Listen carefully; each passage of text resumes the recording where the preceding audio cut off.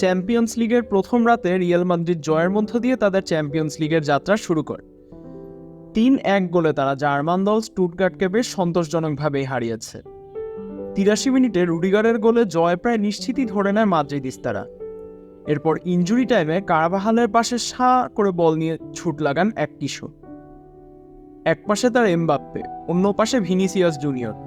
সবাই অপেক্ষায়, এই বুঝি পাস দেবে, এই বুঝি পাস দেবে। কিন্তু সবাইকে চমকে দিয়ে বক্সের বাইরে থেকে শট নিয়ে ফেলে সে। এরপরই মাঠ ভর্তি মানুষ চিৎকারে ফেটে পড়ে। গোল! চ্যাম্পিয়ন্স লিগের অভিষেকেই গোল করে নিজের আত্মবিশ্বাসের জানান দিলেন এনরিক ফেলিপে। এবছরই জুলাই মাসে রিয়ালে যোগ দেন ব্রাজিলিয়ান বিস্ময় বালক এনরিক। বয়স তার 18 বছর 58 দিন। মাদ্রিদ শিবিরে আসার আগেই ব্রাজিলের জার্সি গায়ে জড়িয়েছেন তিনি। বড় দলের সাথে গোলও আছে তার। তবে সম্প্রতি ব্রাজিল দলের হয়ে সময়টা ভালো যাচ্ছিল না এনরিকের। এই গোলখানি যেন সেই সকল সমালোচনার মুখে এঁটে দেওয়া কুলু। খামেরা তো দাগ হয় কিভাবে? এই যে ভাবি, দাগও যাবে রাগও যাবে, নিন চাকা সুপার হোয়াইট। তবে কেবল এখানেই এই গোলের মাহাত্ম্য নয়। সান্তিয়াগো বার্নাবেউতে ইউসিএল মঞ্চে এই গোলের মধ্য দিয়ে তিনি কনিষ্ঠতম রিয়াল মাদ্রিদ গোল স্কোরার বনে যান। এর আগে 1995 সালে কিংবদন্তি রাউল 18 বছর 113 দিন বয়সে কনিষ্ঠতম মাদ্রিদিস্তা হিসেবে গোল করেছিলেন। তবে এই গোলের আরও একটা তাৎপর্য আছে। একটু ভেবে দেখুন তো, 18 বছর বয়স মাত্র।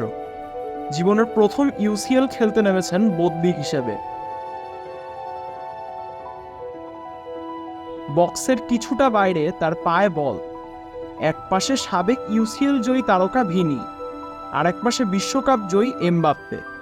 চাইলেই দিতে পারতেন পাস, কিন্তু না, পায়ের জোরে বল ঠেলে দিলেন গোল পোস্টের দিকে।